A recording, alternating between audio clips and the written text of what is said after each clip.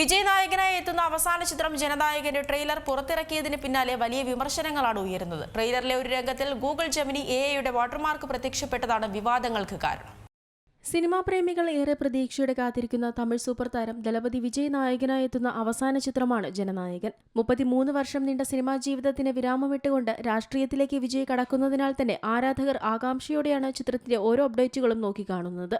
ജനുവരി 9-ന് പൊങ്കൽ റിലീസായാവും ചിത്രം എത്തുക. Political action ത്രില്ലറായി എത്തുന്ന ചിത്രം വിനോദാണ് സംവിധാനം ചെയ്യുന്നത്. മാത്രമല്ല സാങ്കേതിക മികവ് കൊണ്ടും വൻ താരനിര കൊണ്ടും ചിത്രം സമ്പന്നമാണ്. എന്നാൽ കഴിഞ്ഞ ദിവസം പുറത്തുവന്ന സിനിമയുടെ ട്രെയിലറിനെതിരെ വൻ വിവാദങ്ങളും ട്രോളുകളുമാണ് ഉയരുന്നത്. സിനിമയുടെ നിലവാരത്തെയും സാങ്കേതിക മികവിനെയും ചോദ്യം ചെയ്യുന്ന തരത്തിലുള്ള കടുത്ത വിമർശനങ്ങളാണ് സോഷ്യൽ മീഡിയയിൽ നിറയുന്നത്. ട്രെയിലറിലെ ഒരു രംഗത്തിൽ ഗൂഗിൾ ജെമിനി AI-യുടെ വാട്ടർമാർക്ക് പ്രത്യക്ഷപ്പെട്ടതാണ് വിവാദത്തിന് തിരികൊളുത്തിയിരിക്കുന്നത്. ഏകദേശം 400 കോടി രൂപ ബജറ്റിൽ ഒരുങ്ങുന്ന ഇത്രയും വലിയൊരു പ്രൊജക്ടിൽ അണിയറ പ്രവർത്തകർ കാണിച്ച അശ്രദ്ധ വ്യാപകമായി ചർച്ച ചെയ്യപ്പെടുകയാണ്. ട്രെയിലറിന്റെ 23-ാം സെക്കൻഡിലാണ് വിജയ് തോക്ക് ലോഡ് ചെയ്യുന്ന രംഗത്തിൽ ജെമിനി ലോഗോ വ്യക്തമായി കാണുന്നത്. കോടികൾ മുടക്കി നിർമ്മിക്കുന്ന ഇത്രയും വലിയൊരു സിനിമയിൽ ലളിതമായൊരു ഷോട്ടിനായി AI ഉപയോഗിച്ചതും വിമർശനങ്ങൾക്ക് കാരണമായി.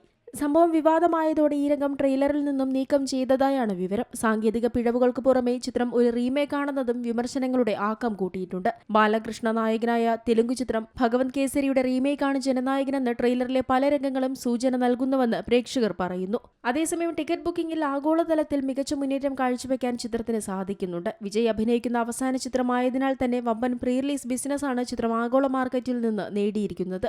തമിഴ്നാട്ടിൽ 105 കോടി രൂപയ്ക്കാണ് സിനിമയുടെ റൈറ്റ്സ് വിറ്റുപോയതെന്ന് റിപ്പോർട്ടുകൾ നേരത്തെ പുറത്തു വന്നിരുന്നു. കേരളത്തിലും റെക്കോർഡ് തുകയ്ക്കാണ് സിനിമയുടെ വിതരണാവകാശം വിറ്റുപോയിരിക്കുന്നത്. 15 കോടി രൂപയ്ക്ക് SSR എന്റർടൈൻമെന്റ്സ് ആണ് സിനിമയുടെ റൈറ്റ്സ് നേടിയതെന്നാണ് റിപ്പോർട്ടുകൾ. വമ്പൻ പ്രീസെയിൽ ഡീലുകളാണ് ചിത്രത്തിന് വിദേശ മാർക്കറ്റുകളിലും ലഭിച്ചത്.